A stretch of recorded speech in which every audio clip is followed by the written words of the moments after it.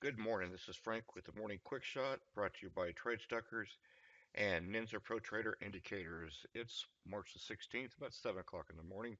Got some major economic news this morning. Just wanted to start a little early this morning. We got the consumer price index at 7:30. Housing starts at 7:30. Industrial production at 8:15. Nothing very major there, but we got 9:30 oil inventories and of course FOMC announcement at 1 o'clock Central Standard Time, followed by Fed Chair Yellen's press conference.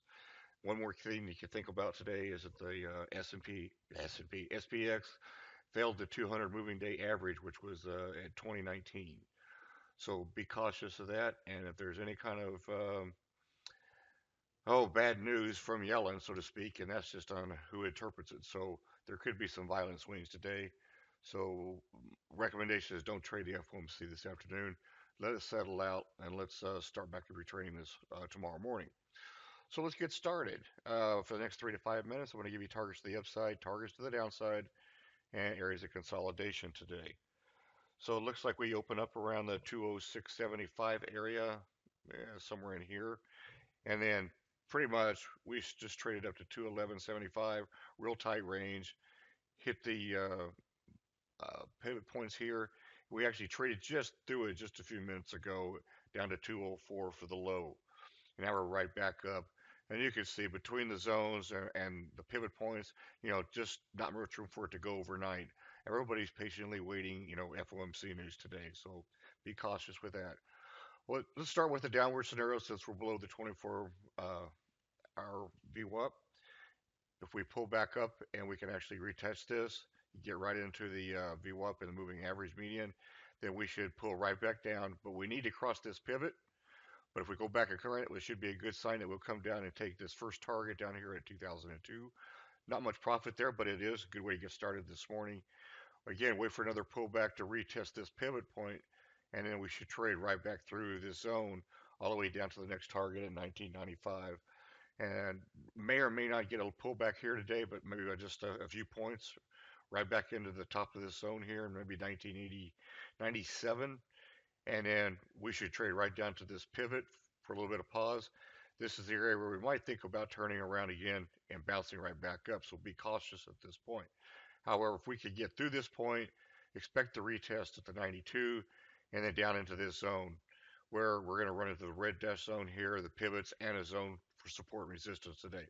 So be cautious with that. That should be more than likely a low today unless we're just really, really bad news from the FOMC. Again, that's a matter of interpretation. If it is a continued on down day, our next target is 1776, and then we run into all kinds of pivots, and then all the way down to the 60s. Again, I wouldn't expect it unless the market just goes nuts and we're really moving to the downside into this area. If we can climb, if we hit this bottom, which I don't expect, look for a bounce in here, but you also got to look for the bounce in here. I know that sounds like a couple places to do this, but just be cautious. The main bounce with as long as the market doesn't get really stupid is here. We get down to this area. This is where you probably need to try to go long, let it bleed through into this zone, maybe down into here. And if you're an aggressive counter trend trader, go along from this point and work your way back up using the zones as targets and wait for little pullbacks to re-enter or add to your positions. As you're moving back up into this area, just above this zone, be cautious of consolidation through this whole zone. So I'd say the area consolidation today, 203.25 to 210, possibly up to the 212 to a top. At the double top here today, along with this DTZ, it's going to be real hard to get through unless the market likes what the news is Yellen. But if we could get up to here, expect a retest of this zone. By here, I mean if we get to 2014, look for the retest down to 2010, and then we should spring right through this if the market is good. Look for zones here at 216, take some profit up, or add to your position as it pulls back, and retest the red dash zone, and then right back up to the next target at 2022.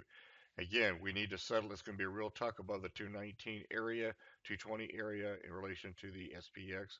Start watching for those numbers. Keep that in the back of your mind. That's going to be tough. We want to close above that 50-day moving, or that 200 moving day average to help give the market the inspiration, I should say, to continue on up to the next level. up to the 31 level, up to the 40 level. So be cautious up in here. Take your profits at the zones, add your positions outside of the zones, or be aggressive in the middle of zones. All right. Take one contract off, leave your runners running, or two contracts, or whatever you're trading. 50%. 50% at your targets. Let your runners run. This is Frank. Have a great day.